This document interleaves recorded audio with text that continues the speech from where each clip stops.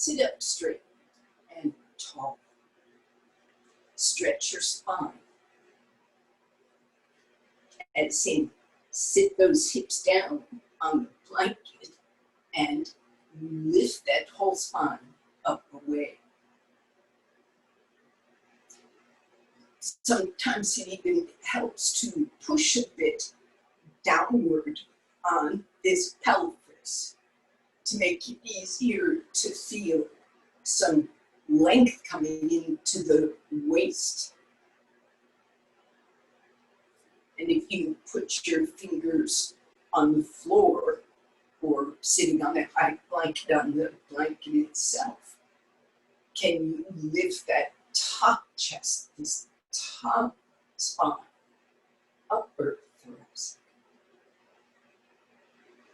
And then the reason you go through all these seeming machinations to sit up straight, activating, looking, the reason you do it is because it is bringing up all of the awarenesses and energies of the body. So sitting slouchy is still being, in some sense, unconscious or unalert. So you do go through these deliberate movements to bring yourself awake.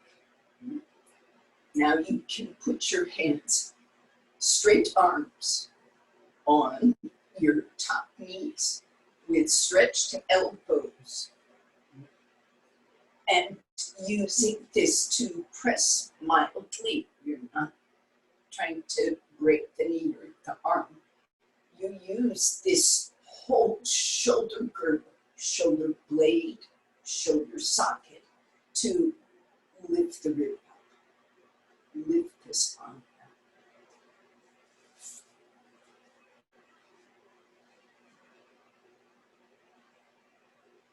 So, not doing.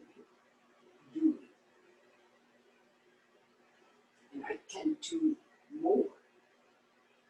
Just tucking that shoulder back and down.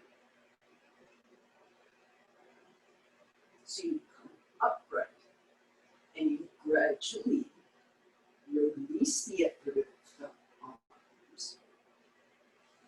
Hopefully the action of the leg is already relaxed, and join the palms. Close your eyes. Draw your attention inward. And take a moment to recognize the importance of this practice.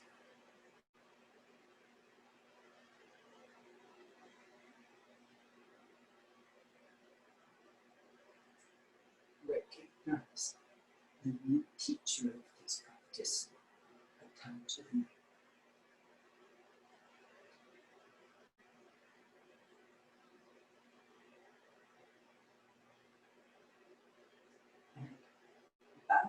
To your practice, release your hands, raise your head, and open your eyes, and stretch your legs.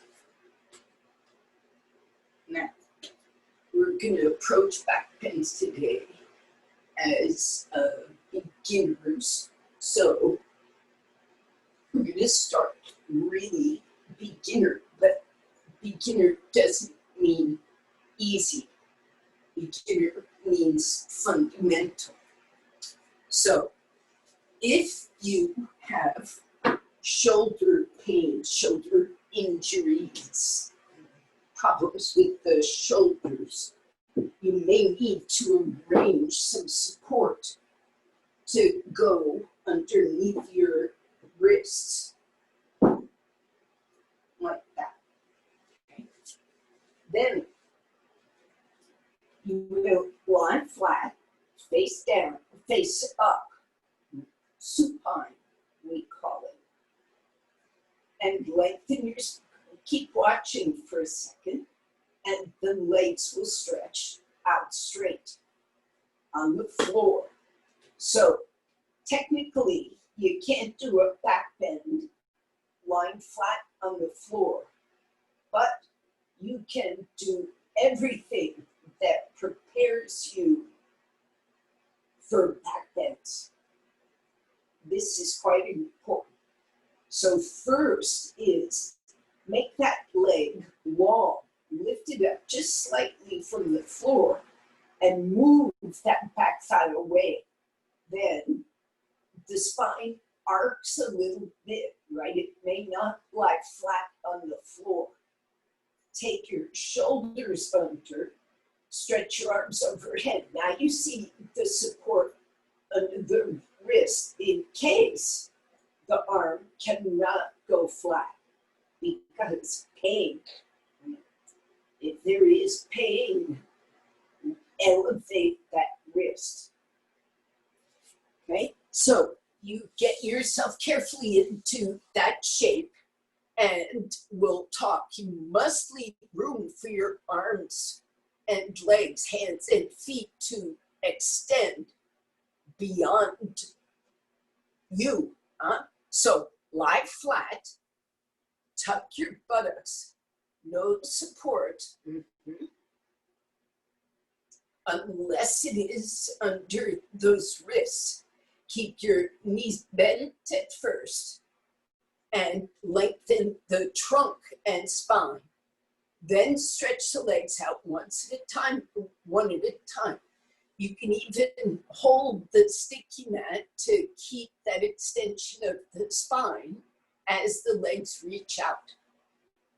One at a time. Now they're active legs. First one, then the other.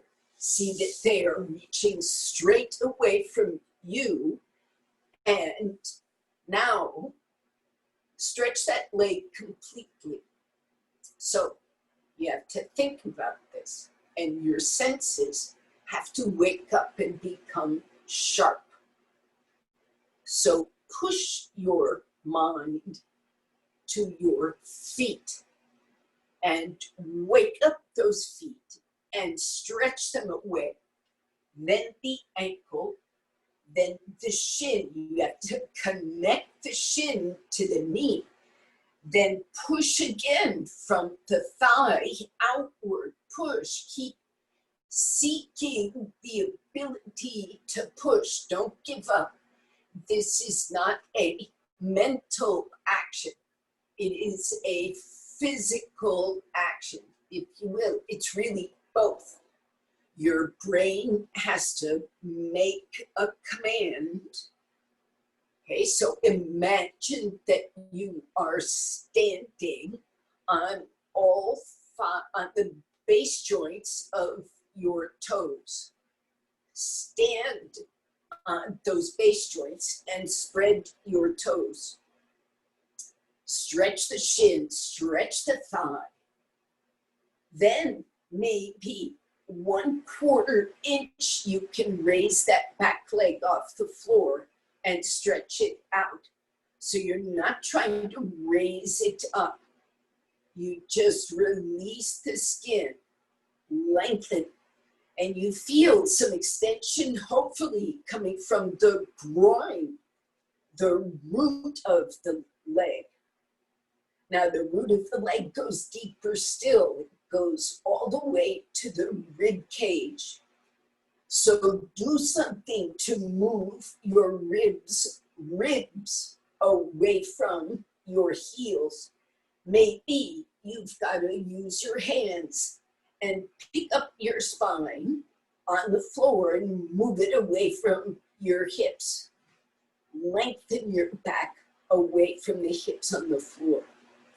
And then it's not flat on the floor, it still arcs, but there's more space. Breathe, keep the feet stretched. Don't be sleepy with the legs, keep your senses sharp. Now the arms, tuck your shoulders, take the arms overhead, and use the strength of the arms. Start building it, hands, fingers, like you did feet, then ankles, then wrists, and shins, and forearms. each of these things are pushing away from each other. And the upper arm rolls in, the thigh stays straight, and the thigh and the upper arm pull away from each other. Stretch yourself. This extension is critical to back pains. Come out, bend your elbows, bend your knees, roll to your side. Watch. You're not going to go prone. So lie on your back, we call supine. Lying on your front, we call prone. Now, you can take a blanket and support your forehead to make it easier, if you see this, to support your trunk evenly and still breathe. So you could call this one under my forehead a breathing blanket. Then this other one supports the wrists. Okay. So first thing, like before I stretch my legs, see how I tuck my toes under, I lift the thigh up and I push it away from me. So that hamstring, back thigh stretches. And you pick up your ribs and move them forward away from the hips. And then you stretch your arms forward after supporting the head. I hope you're doing this now. Time to you do this pose. Go forward, prone. Now, the thing about back bends is make sure that one blanket supports your nose and another blanket supports the wrists themselves, so that that spine between the shoulders can relax a bit down toward the floor.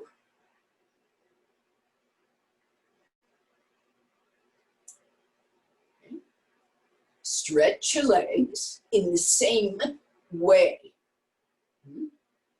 Now you'll find you can turn your toes under, pushing the big toe base joints on the floor and pointing your heels to the ceiling. You can stretch through that back thigh. And you can stay that way and observe how you really can extend your trunk by making that back thigh long.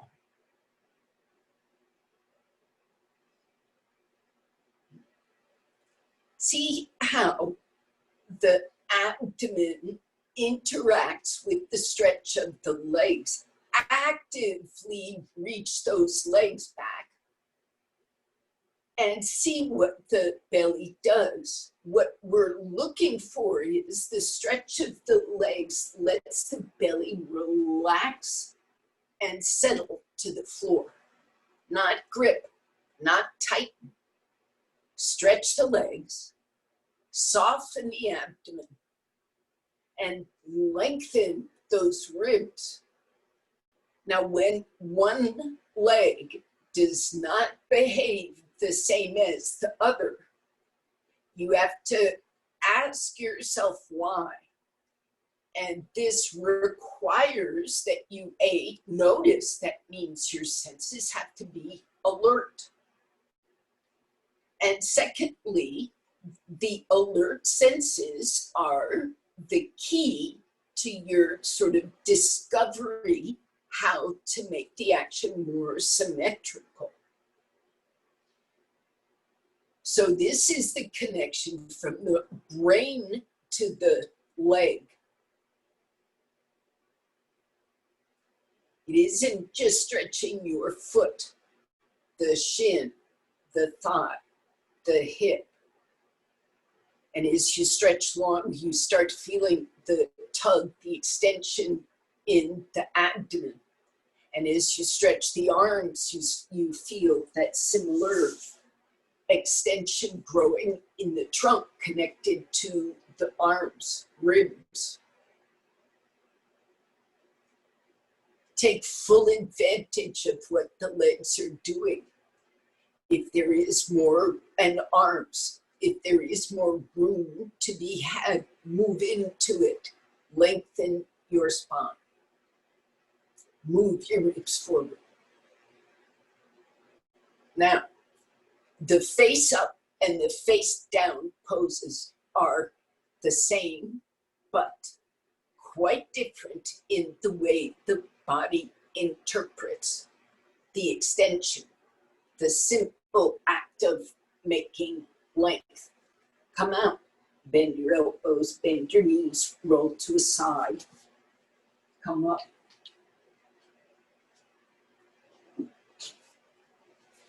So I'm just going to say one of those sides lets you feel more open in the back body. One of those sides might have helped you feel more open in the front body. So we're going to go back to prone, and you're going to take as much as you can of the extension from the previous pose. And your legs are going to stretch. Now we're going to do Bhujangasana. So my arms go forward, and you don't need blankets anymore. So they go out of the picture. The arms come forward. And instead of, you might put your forehead on the floor, but just keep it in line.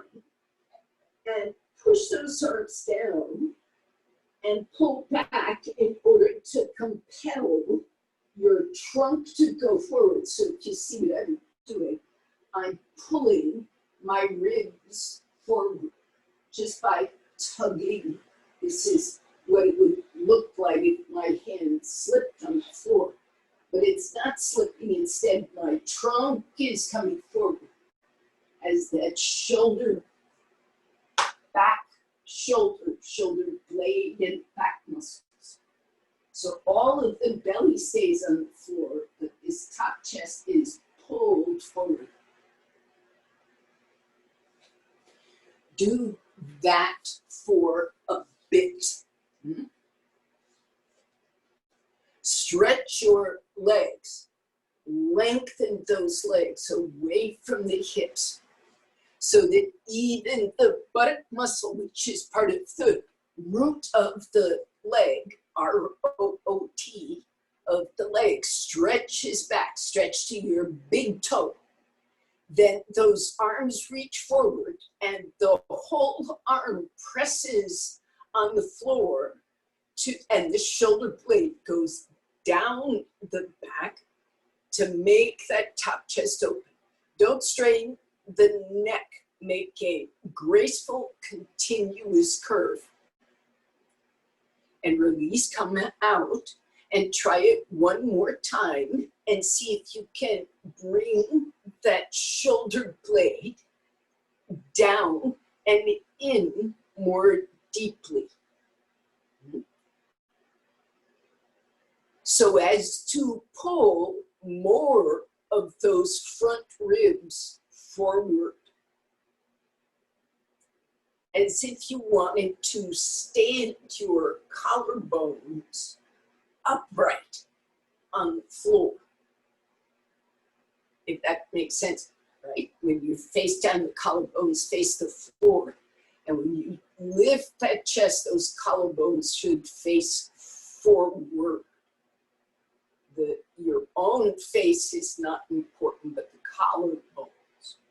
Now, come on. Okay? In other words, I'm trying to get the curvature of the spine as high up the rib cage as I can bring it. Now, we'll try to do. So phase 2 will involve bending the elbows. So instead of having a palm on the floor, you've got this whole length on the floor. And the elbows are a bit forward of the shoulders. And the purpose of that is to move the rib cage forward. Okay? So I'm actually trying to drag the floor backward. And again, instead of just compelling the collarbones, it's now these floating ribs, this sternum coming forward. Legs stretched back actively. So what you feel in between the stretch of the legs, go ahead, you do now.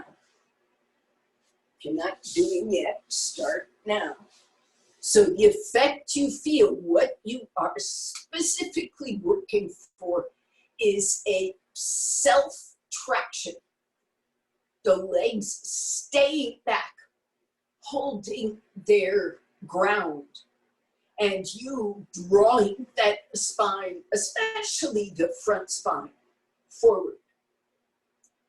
And you get to straighten your arms, Chaya, if that curvature just continues. Okay?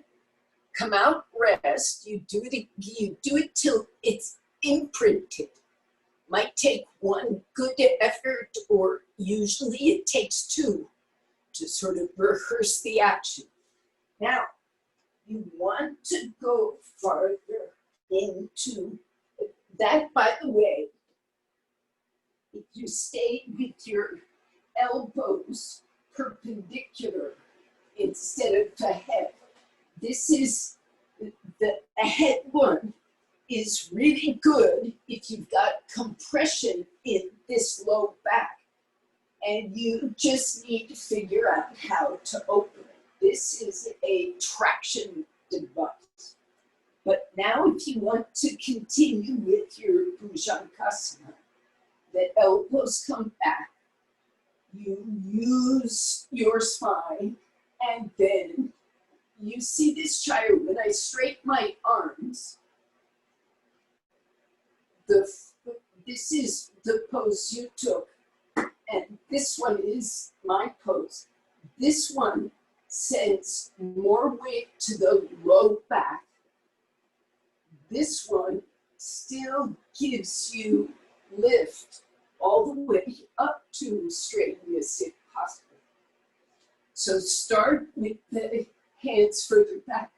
In the fullest pose, Iyengar's hands are way back here.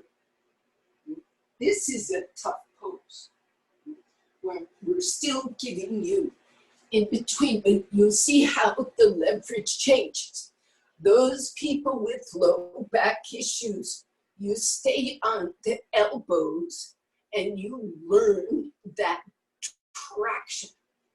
And when that starts feeling spacious, straighten your elbows right there should not be so difficult. And you should, I won't say should. I retract that word should. But if you keep the actions of the legs and the chest and shoulders, the response in the spine will be better. So Chaya, next time, take the hands. No, can you take the hands further back just a bit? That's a lot further back, Chaya. Compromise. Go more forward with the hands. Try again.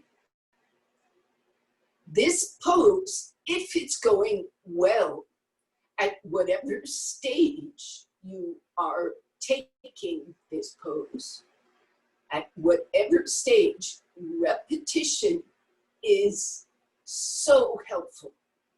Now, if there is pain each time you work here, you've got to distinguish between if it's very sharp, localized, close to the spine, or in like one part of the muscle, sharp and pointy, something is probably wrong. But if that pain is broad, is just your legs getting tired, or all of your back muscles, all of those shoulder blades getting tired, sheets, you might say, of fatigue. That is whatever you can tolerate. But if there is this sharp pain, you need to stop. Don't pursue that.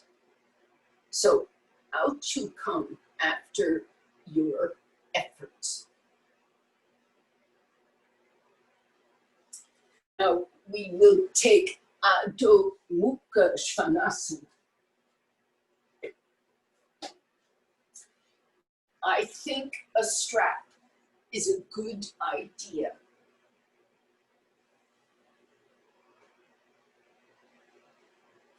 Now, you can tell I like keeping people in poses. As beginners, sometimes the strength is not great to stay. That's why the strap is helpful. It gives strength, right, support to the strength of the arms. If you see this, this is the width of the strap, and it goes just below the elbow. It's on the forearm side, not the upper arm side. It's just below the joint. Very close, in fact, to the pointy point of your elbow.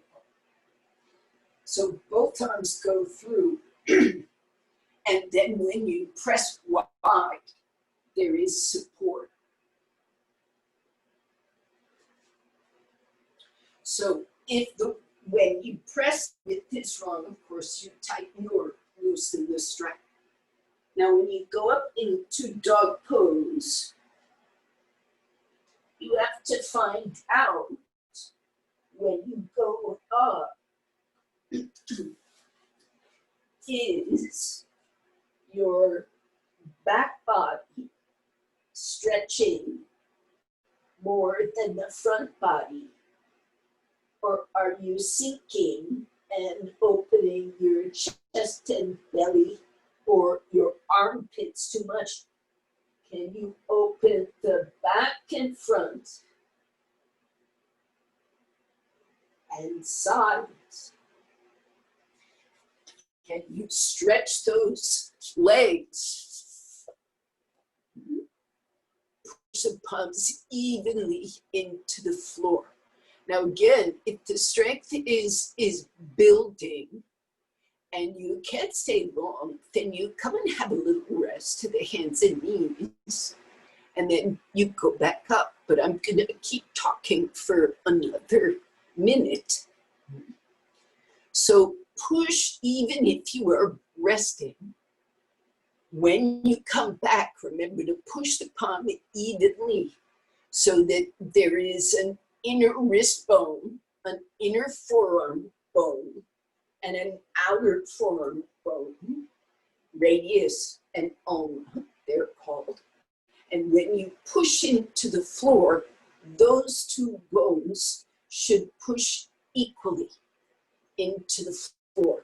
So you don't want turning or loss of pressure on either side.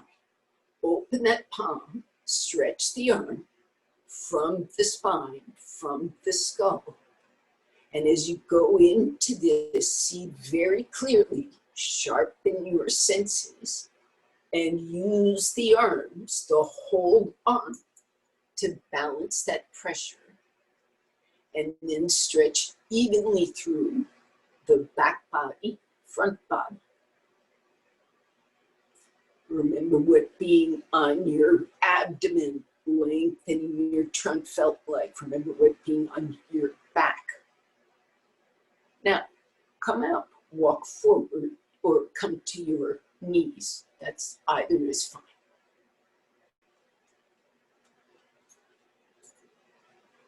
Okay, so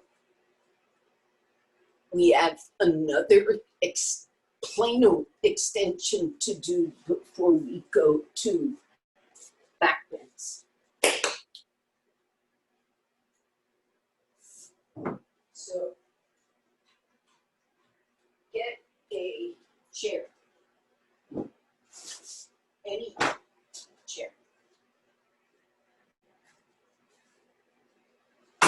Sorry. Put that chair on your sticky mat. And then you sit. So, you might need a brick, but I don't think so. I think you can use the chair leg. So we won't even think about the brick. So this is Parshva Konasana on a chair seat. So this is your right thigh on the chair seat. So your knee will be going this way, right? So this inner thigh is facing the camera, totally facing. And my foot and my thigh are parallel to the sticky mat. And the thigh is back far enough that I'm sitting on the buttock and the thigh is supported. And if all that is well, I lean over and rest the elbow on the knee, keep watching. And this foot, see how it turns in so the heel goes up and that knee goes back, right in line with actually just toward you, toward me, I should say. Now, stretch that back leg, hamstring, buttock, and then bring the heel to the floor. Push on this thigh. Keep it relaxed. Now, keep pushing that back heel to the floor. And sit your front buttock, that's this leg, the buttock down. Okay, stretch your top arm back. Fingers, wrist, elbow, upper arm. Turn that arm. Open your chest, push down, stretch back, stretch your legs, and then take your arm overhead. And now you're in this fantastic position to stretch again, and you don't have anything on the floor, not back, not front. And you stretch everything. Stretch your waist to your heel. Stretch your waist to your arm. Then come on and use the chair for support. Actually, sorry, we can come out the way we went in. Raise that heel, look forward, swing the foot, and you just sit. Then the other way, same thing. Sit that thigh down, foot down. You are basically facing parallel to your mat. And you bring the elbow forward, left elbow forward, right foot back. Line up those feet. Your foot, right foot is a little forward so that when you roll the heel down, it's lined up with this heel. So as much as possible, roll that left buttock down, stretch your right leg to the heel, push hard, and push down with the elbow to lift your trunk. Top arm stretches away. Right here, this is time for you to lengthen these ribs, left ribs.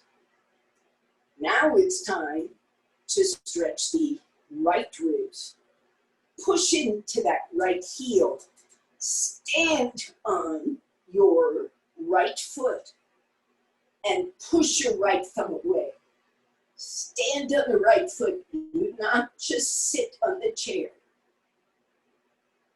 And look down, raising the heel, and come out. So we're going to do it again, but go lower if possible. So you undertake the very same procedure, and then this hand goes down And you see it doesn't go far, and it takes the support of the chair seat. Now, if you see it from the side,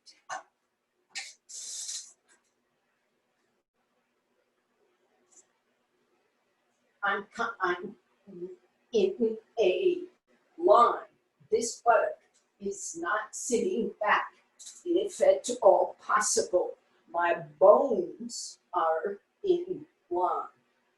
Now you can come down lower if it does not pain you. And then the top arm stretches back, and it goes up, and it goes overhead. And you stretch from your buttock to your heel.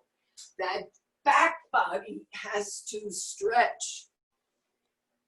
Take your Karen, I would say take one blanket out so your right thigh is closer to the horizontal, unless you have pain. But that, yeah, that'll work. That's just the place you work, okay?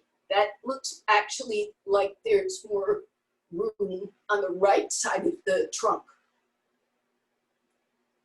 Okay, finish your stretch, straighten that elbow, okay. And up it comes slowly, come out carefully, one thing at a time.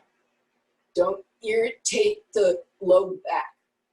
The chair poses again, they're, you know, you think they're easy, but they're actually intense to do them right. They're quite intense to really act like you're in the pose. It helps you find the whole pose. We got one more side here, left thigh. And you face left. And then that right leg stretches back. Now check, your right heel doesn't want to be behind the left heel. That really interferes with the left hip, left low back. So make sure those feet line up and stand both feet down, stretch both legs. Then you take the hand down. And that elbow is straight, so it's a strong arm support. If it will not go to the chair, put it on a brick. Lena, you might put that left hand on a brick so it gets some support. Yeah. And the arm stretches back so that your right ribs can lengthen away from the left heel. And then that head back in line. Stretch your right leg. Push the heel back. Heel behind toes. Take the arm overhead if it will go to Sept. By the ear, yes. Open that chest and thoracic with that stretch. And up you come slowly, one thing at a time. Arms first, then legs, then trunk. Okay, now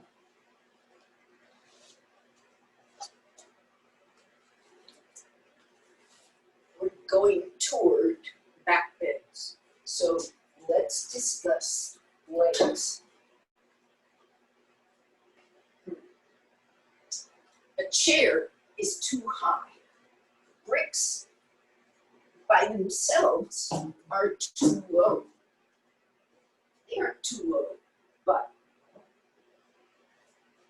you see this height brick or this height brick. If you only have one brick, work with the intermediate height brick. If you have two bricks, you stack them. And you put them at the wall, stacked, hip width apart.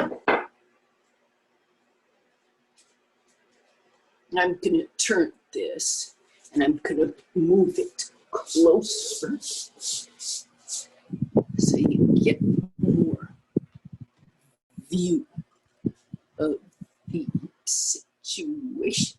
How's that? That's pretty good.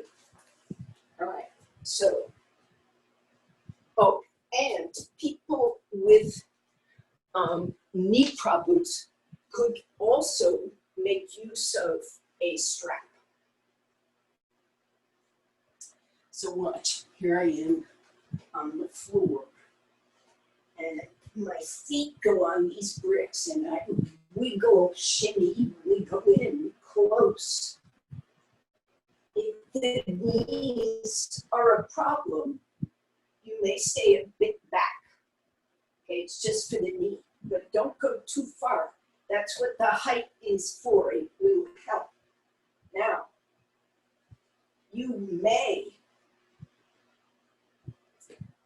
drape this around your ankles and put your palms on the floor. Now, only if you need the strap, it's right there. Otherwise, don't use it. Push the palms down, push the feet down, and lift. This is not a back bend yet. If anything, it's a forward bend, right? My shoulders and neck. But what I want to do is tuck my shoulders and shoulder blades. Did you see that? This is the old pose. And I rock to one side and I reach the arm toward my feet and I roll it under. So you come up and you reach towards your feet and roll under. And then you push down. Now the feet push down, including the big toe, and you come up. And you go back down. Now, the idea is to do this pain-free and to be able to find all the actions. So you must brace those feet against the wall. Using an elevation gives you much more extension of the spine. So this is also good for the back bend people. So you come up off the hips into this kind of almost plankish looking pose from knees to shoulders. And this is like being in those supine and prone poses, just from knees to shoulders. So you keep that extension, lift the ribs away from the knees, knees away from ribs. Now roll those shoulders, rock to one side, reach the arm toward your foot and roll it under. The consequence should feel like that shoulder blade rolls down the back and the chest starts lifting. And you push your feet and it feels like an extension of the leg from the hip to the foot, and the hips come up. Lift the hips, push down, and lift the hips up. Lift the ribs up, feet down, the whole arm down. Neck roll, release, come out. Okay, now, are you okay? So watch. You're not going to lift. You're not going to push up into Namaste, so don't worry about it. So here's where we left off in this pose. With those shoulders turning and maybe actually repeating that action. So I want you to see if you can actually get in closer. And in other words, your lift gets a little bit rounder. Now that won't work. Don't worry, because whatever you're doing is already an effort to make that curve. So if you're at the limit of what you can do, you're still working on making that curve. And you recall back from Bhujangasana, where you first open the top chest, and then we got to the middle, and then we let it come on down to the lower spine. So this is kind of like that. Top chest is what's interacting, middle back, lower back. Go.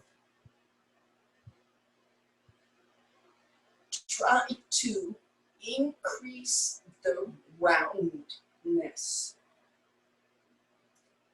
Walk the hands in and press down arms and legs. Dig in with shoulder blades close to the hip sockets. Dig in and make the curve rounder. Chest, middle back, low back, hips. And let the curve of the throat be equally graceful and soft. Throat soft. And come out. And carefully roll to the side so you can watch again. So look, you come up. This is where you were. Now, I don't mind if you haven't come in very far. Not important. So long as you feel like those shins can push down. You gotta have some shin push. Do you see this? When I push my shins, my hamstrings wake up. They are tightening. So you need that. Then you take your hands here. And I'm not having you push up, but watch closely. Push the floor with the shoulders. Don't push the elbows away. Push the floor with your upper arm and shoulder.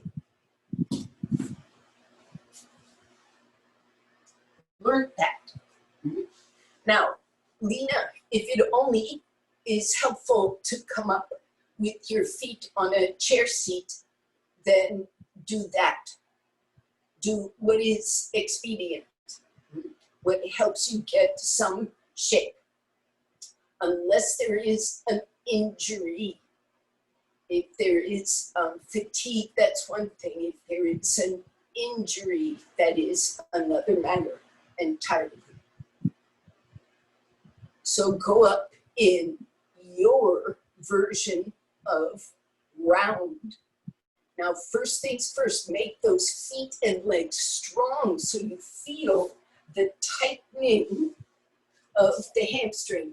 I see Kathy Lindauer lifting off the shoulders, but instead I want you to dig them in so that chest rolls even more open and the spine starts lifting.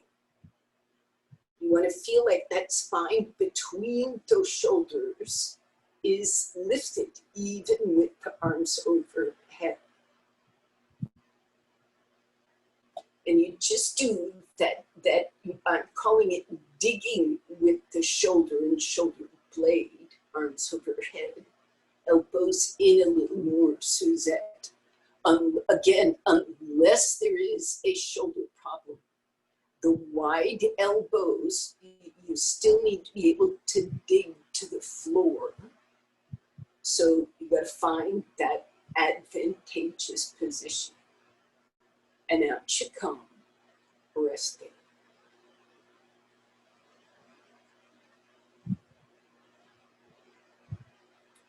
Okay, we have 10 minutes. Go to your side, not for the end of class, but to accomplish a back bend shape. Now, for this, you may need extra prompts. Note down. First thing you do is get rid of some sticky mats so you have a bare floor if possible. Something with the chair might slide. You want that option. So I'm rolling up sticky mats, getting them off to the side. And I have a chair with a sticky mat on it. And I'm cleaning off some of her drops, getting that stuff out of the way. Now, those who know how to do an Urdhva Dhanurasana, pushing up off a chair, you may do that. And if you work with bricks under the head, you know the props you use. I'm going to show a beginner way of working here, so you may carry it farther if you like. Sorry, I'm not in the frame. I'm gesticulating very clearly, but you can't see it. Okay, so I have a wall. I'm going to turn this some more. I have these little icons that block my view of myself. You have a chair and a wall. That's the basic ingredient. Now, if you have spine trouble, neck trouble, this is a very important extra thing to help. You take a extra sticky mat and make a roll out of it. This one is folded in fourths, and now I'm rolling it. And I put that roll on the chair seat. Look, here's the back end of the chair seat. Here's the front end. And that sticky mat hangs off the front edge of the chair seat. This is for people with neck problems and sometimes even low back problems as well. This is lovely for it. So middle of the chair, left to right, and you sit through the chair, holding that sticky mat down, both feet through, and see my chair is slidable, so that is helpful. Now, watch for a second if this is unfamiliar to you. You need your tailbone on that and sacrum on that rolled blanket, rolled sticky mat, and your spine lying down on that sticky mat. And if you see, my head can rest gently on it. This is why I'm doing it. So the brain and skull can rest. You can let your throat rest. Keep your feet slightly wide apart, hip width, so you don't feel tippy. Hold the chair so you don't feel tippy. Your shoulder blade region, lower shoulder blades, will be going around the front corner of the chair. So you be like this for a bit, and you are near your wall.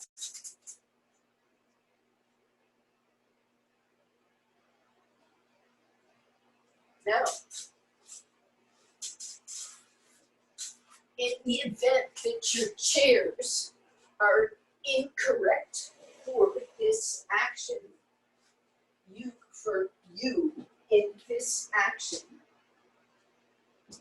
then it is possible if you have two chairs,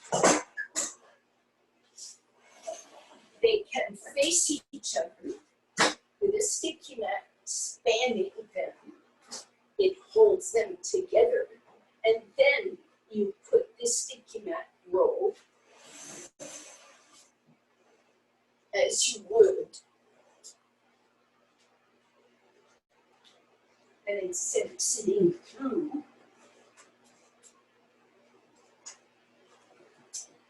you just sit down lengthwise.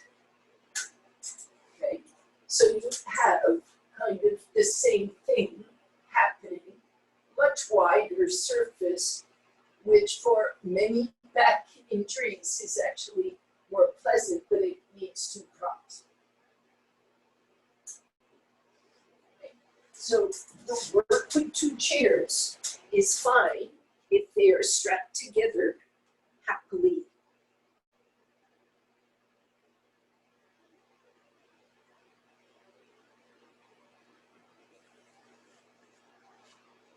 Now, the next part of this is to take the arms overhead to stretch to the wall. To take Urdhva Dhanurasana now, Gay, you need to get to the lower shoulder blades. I can't quite see the camera angle on your sticky mat, but that lower shoulder blade wants to go around the curve of the chair.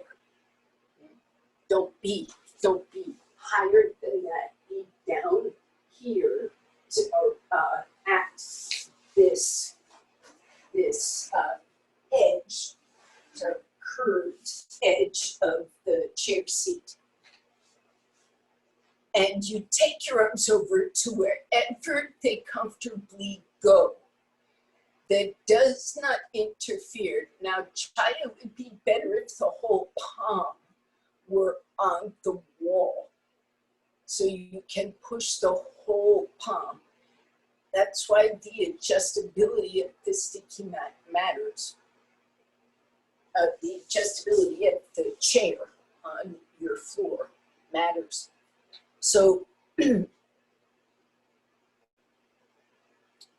arm is going overhead, but the shoulder blade has to do the same tucking and deepening thing. So if you remember at the beginning of class, when we were stretching the spine up cross-legged, I had you put your arms on your knees in swastikasana, reaching out in front of you. And in bhujangasana, I had you reaching your arms out in front of you and rolling with the pull of the arm. That shoulder blade was drawing down the back to coil the top chest. That's what you do in this pose. Do bhujangasana. And anybody who wants to can stretch the legs, but Chaya, I would say, take your body through the chair a little more so that the hands can go down lower and follow the curve of the spine. Yes. Follow that curve of the spine.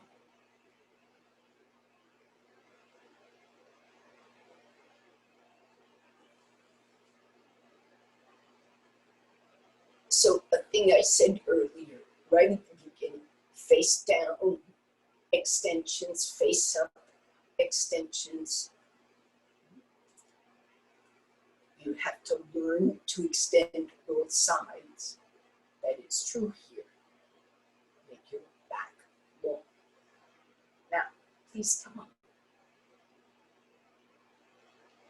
Hands first, then go to the chair. Knees bend, feet on the floor. Make sure your buttocks are on that chair seat. And you come sit up. Now, in theory, that's a simple pattern. Practically speaking, I recognize that it is not. All right, you come out. Let's see if I can change the camera back so you can see me. Put some props back down. You still will need a chair with a stick on. Okay. You don't have to have a sticky mat on the floor, but a sticky mat on the chair. And a brick, maybe.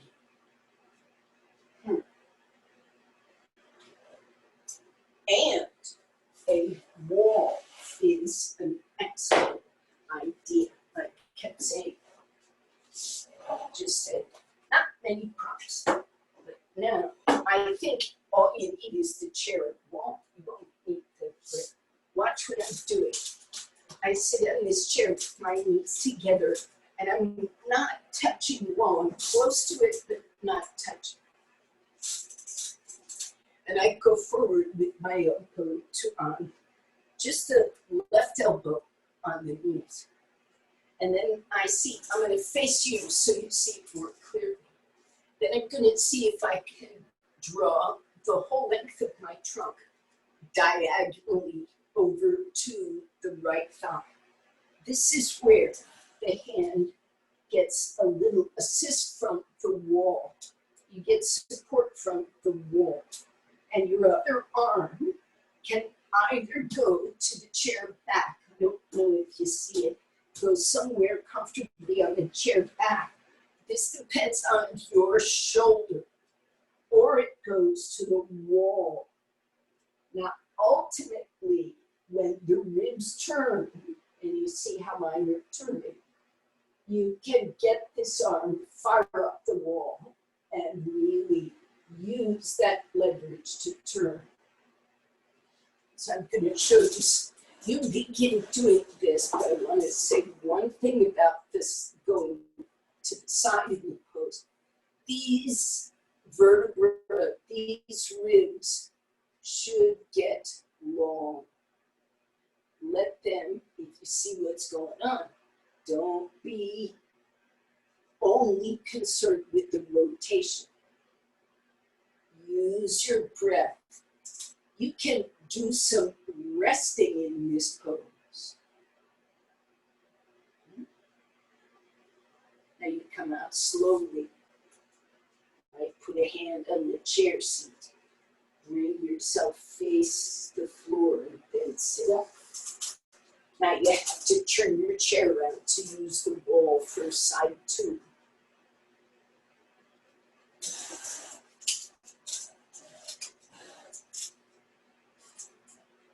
Feet together, knees together, heels on the floor. And you come forward, just resting your back for a moment. Then you cross over, right elbow to left knee, and then beyond if you can, and draw your trunk laterally off to the left side. And hold on to the chair seat, push with the elbow, pull with the hand, turn. Keep your hips seated. Now brace on the wall with both hands, because it helps. Elbow bent, and just work to lengthen the spine, both sides, and rotate. Be easy about this, not too much challenge. And you come out and turn your chair around and repeat. Now, it is possible, this pose is called Pashasana, and it is possible in this kind of leverage to really try to crank things. And I wish to discourage you from cranking. I want you much more to just recover all the length. It's kind of when this starts relaxing, the rotation can come. And it might even take your hand to the floor if you turn. I want this to be an extension rotation, not a rotation extension. Extension first, extension primary. And then we get somewhere with that at whatever height it helps you. And I'm going to say if the flexibility is there, if there are not injuries or other difficulties in the way, the closer you get to horizontal with the spine, the better.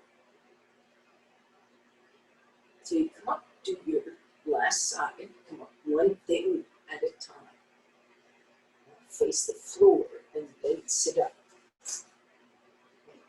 Use the wall as in a way that helps you support the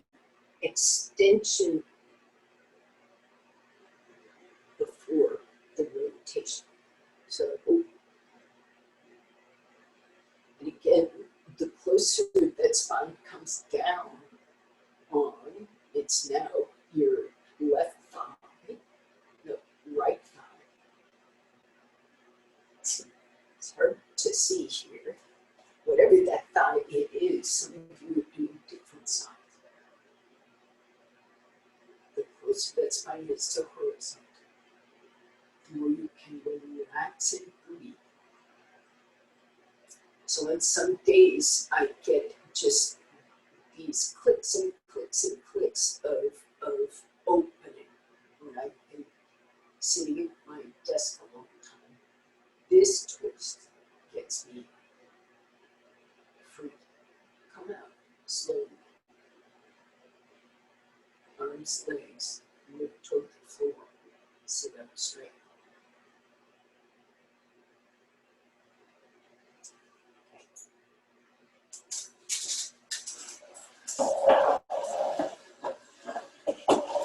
So you have 8 minutes left. Let us set up for a small, I guess that's the only way to put it, small set to bump. Here's what it looks like. I mean small, but as with lots of beginner poses, they can be significant. Here is a blanket, lying flat. So you might take a second blanket. So you see how flat that is. I'm saying that's strong. One blanket might be sufficient. Okay? Then I just get something because I put 2 blankets under my chest. I'm going for the big pose. So I'm going to put a blanket under where my feet will be. And I come down onto my top shoulders, you see. This is just like Sept. Act like it's a 2-bolster high Sept. And if you see what I'm doing, I'm supporting my skull so my neck and head can relax. And I'm mooching back. So my top shoulder, that shoulder blade that I was digging to the floor at one point, goes to the floor and stays without my digging. Okay? So you've just rolled your chest open. And I'm going to insist that this is a significant chest open.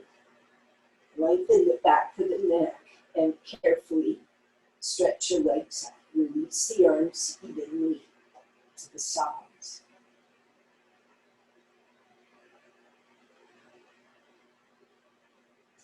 And relax everything.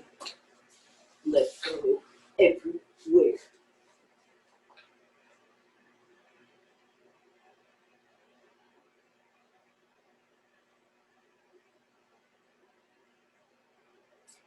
The blankets are broad.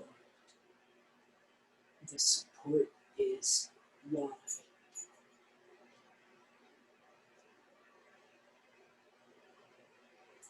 You should feel the length of the back of the neck.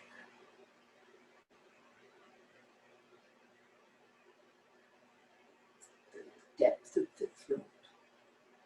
The lift of the ribs, the breathability of the chest.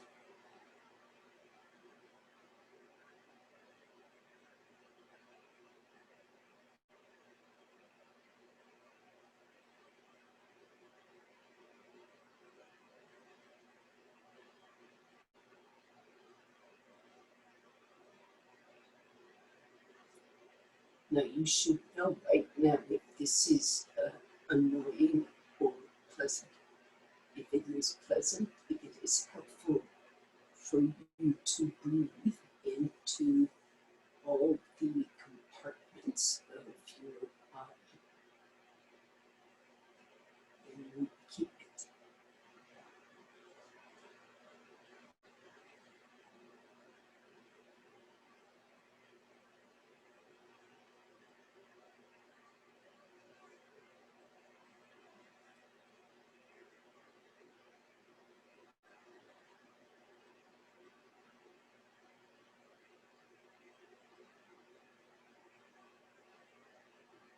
So this back body extension, front body extension, back hands.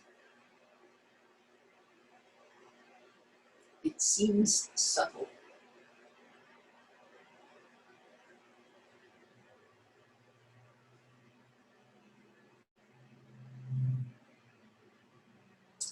but it's still just figuring out the gross level of things. Right here in Shavasana,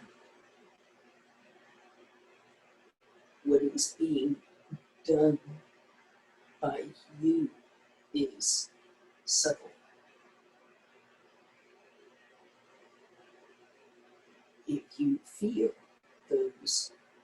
that tingle of circulation, of nerve, will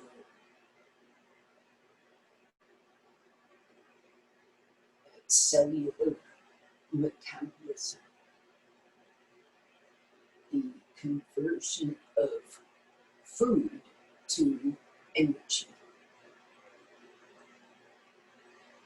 That's subtle.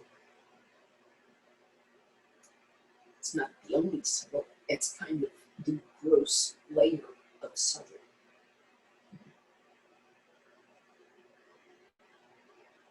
But that's something that can be felt here after a practice.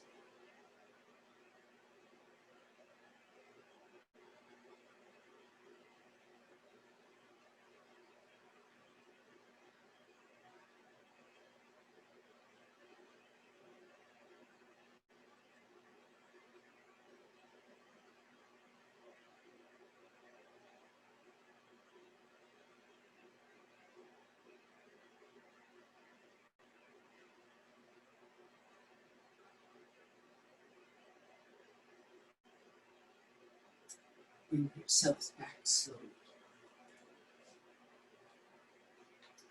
One thing at a time.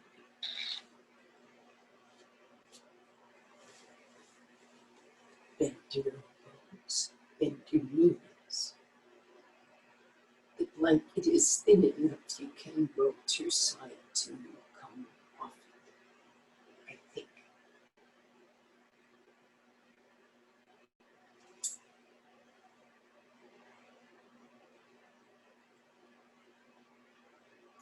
Are you okay?